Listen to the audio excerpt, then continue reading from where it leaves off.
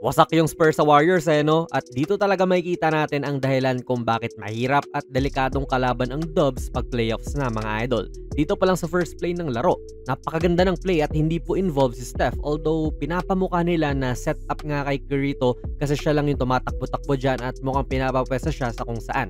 Kaya nung nag-pick and roll play na itong sina Jimmy pati Pods, ang atensyon ng ibang help defenders ay andito sa kaliwa, nakatuon kay Steph. Dagdag mo pa na ang bilis din ng action nila at itong on-ball help defender naman na si Sohan ay hindi na nakapag-react. Nung pinasa kay Draymond, akala niya okay na siya sa depensa pero siya ang pinakadahilan din dyan kung bakit nakawala si Jimmy sa loob.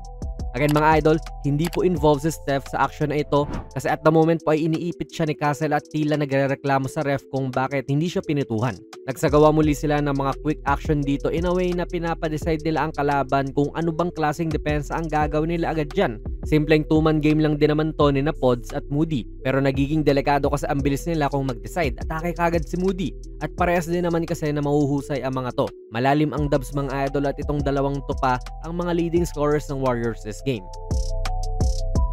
Na-impress din po ako sa kung gaano sila ka-connected mga idol. Tila amoy nila ang mga galawan ng bawat isa.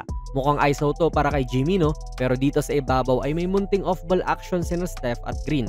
Tapos mukhang magkakat siya rito base sa postura nga niya. Pero si Jimmy ay patuloy pa rin talaga ang kanyang pag-ISO. Na kung gugustuhin niya, feel ko naman ay okay lang kung i-score siya dyan. Dahil sa dami nga po ng mga threats para sa Warriors dito, nakaligtaan nila yung isa na sumingit na pala. Bonus pa na alam ni Jimmy kung saan dapat ibigay. Sistema rin talaga mga idol at kahit na hindi po nakakascore si Steph ay gamit na gamit pa rin po yung pagiging GOAT shooter talaga niya sa paglinlang ng kalaban. Ipapamukha na naman po nila na para sa kanya ang play sa pamamagitan nung malalayong pin down sa kanya. I mean, kanya naman talaga yan. Kung malilibre siya, malamang ipapasa sa kanya tapos ititira niya. Pero pinapa-obvious nila para sadyang mahigop niya yung kalaban. Dito, si Sandro ang sumama sa kanya. Simpleng-simpleng pin down lang yan pero nagbumukang maganda talaga kasi grabe yung pagtuon ng depensa kay Steph. Tapos heto pa siya, alam na niyang score na to sa kanila. A thing of beauty rin talaga to panoorin at coming pa to sa akin na Lakers fan. Ang slip up o pagkakamali ng depensa rito ay itong nauna lang tumakbo si Jimmy tapos yung tao niya ay nakasunod lang din naman dyan. Hindi naman nagpabaya yung Spurs sa depensa rito mga idol, sadyang kaya lang talaga i-exploit ng Dubs yung ganyang pagkakamali.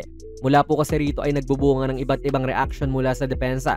Napa-emergency help itong tatlo kasi nga wala na kailangan na talaga. Tapos bigla ang pinabayaan din si Draymond dito kasi nga help mode ang Spurs. Kaya dahil doon, nagpanic na rin sila nung naibigay na yung bola kay Steph. Nasa sistema rin talaga mga idol at masasabi kong one of the best itong Warriors. Napakaganda tignan.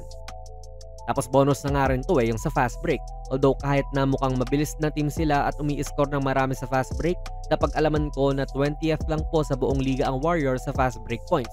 Kaya bonus na po talaga yan. Simula nung nakuha nila si Jimmy ay paangat naman na sila sa stat na ito mga idol. Yes, mabilis na video lang din sa laro po na ito umiscore si Moses Moody ng efficient na 20 points. Samantalang si Pods naman po ang leading scorer ng Warriors with 27 points. Ang kagandahan pa dyan, yung mga stars nila ay hindi kailangan bumuhat sa puntos. 13 lang si Jimmy, ganun din po si Steph.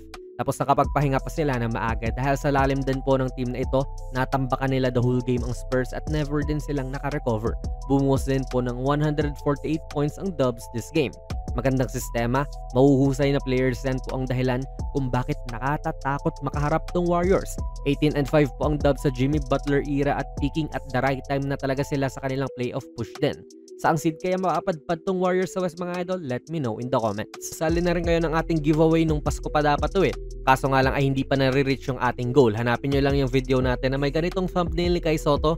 Andun po yung mga mechanics. Kung nagustuhan nyo po ang ating video ay pakipindot na lang idol ng like button. Mag-subscribe ka na rin sa ating channel at ako nga pala si Jonas PB. And as always, hanggang sa muli.